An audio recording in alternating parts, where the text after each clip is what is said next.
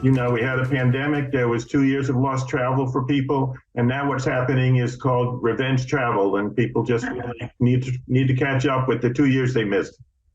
You heard it here first. Revenge travel. From the airports to the highways, Americans are making up for time lost during the pandemic. Travelers are taking advantage of these summer months to take vacations. But before you book that trip, you've got to make sure your vehicle is ready to hit the road. I'm Lauren Coleman, and with us today is Consumer Reports auto expert Keith Berry. For the next 30 minutes, he will be answering all of your questions about summer travel and what you need to know about your cars. And if you're watching at home, just text us with your questions to this number 336-379-5775.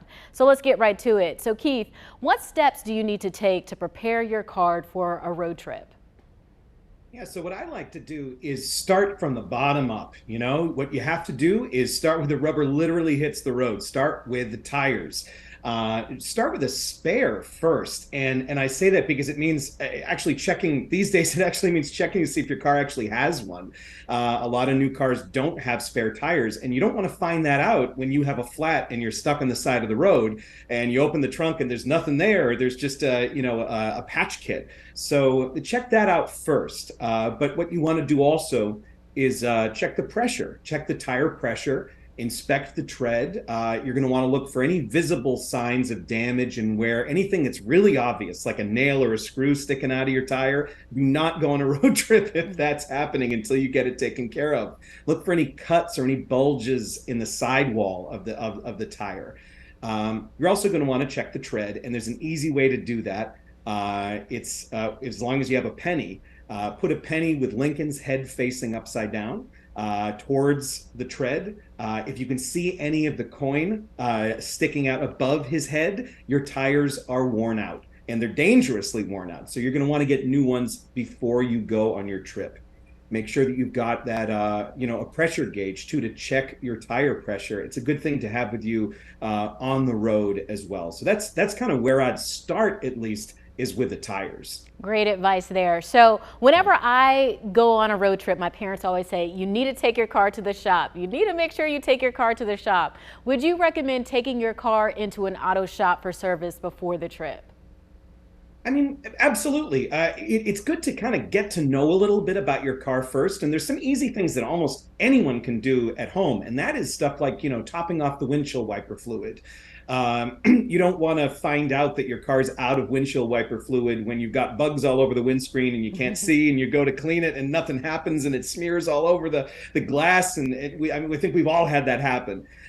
So get that taken care of first. You can do that yourself. You can also replace your wiper blades yourself. If they're at least 6 months old, you might need new ones. The time to find out if they don't work. That's not in a rainstorm. It's this preventative stuff. But for other stuff, yeah, absolutely. Now's the time to go to the shop you trust, with a mechanic you trust, who is going to charge you a fair rate. You don't want to have something little turn into something big, 200 miles from home, and you get towed to a shop somewhere, and you don't know whether the mechanic's any good, how much they're going to charge you.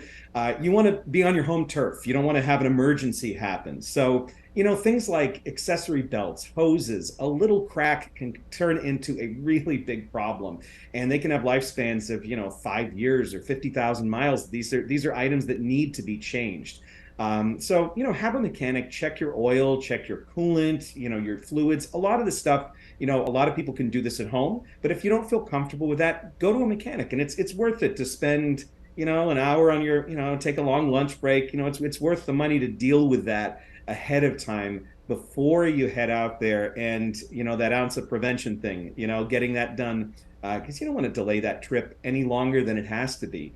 You don't want to get stuck and have the kids wondering why we're spending the night in a motel somewhere instead of at Disney World or Carowinds or grandma's house. Yeah, we definitely don't want that. So Keith, there's so many different cars out there. What are the best cars for road trips and why?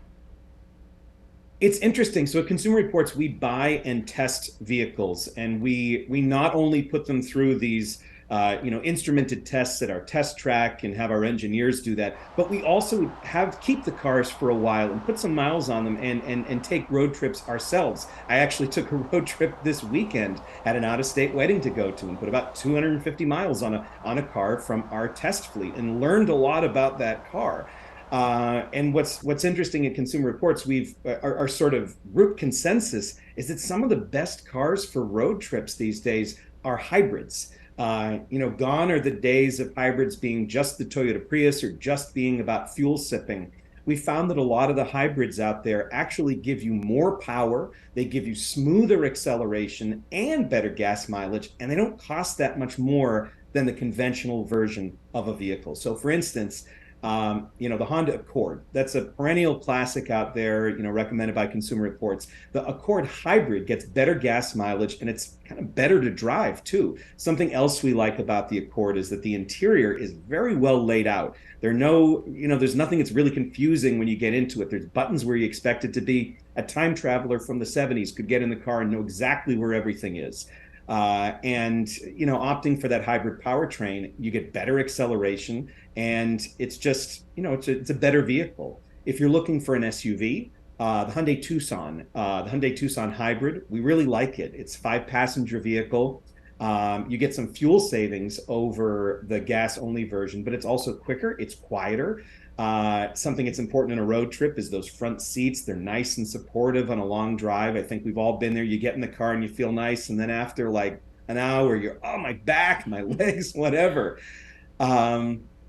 The ride's really comfy, and it has these advanced safety features that come standard, as a lot of cars have these days. Something like blind spot warning, especially when you've got your car loaded up with stuff. Those little lights that come on in your side view mirrors that tell you if there's another vehicle in your blind spot can be really helpful, especially when you've got, all the suitcases and stuff in the back that could be obscuring some of your view. If you're looking for a larger vehicle for a 3-row SUV, the Toyota Highlander and the Toyota Highlander Hybrid has been an obvious choice for many years and a longtime Consumer Reports favorite. It's got these easy-to-use controls.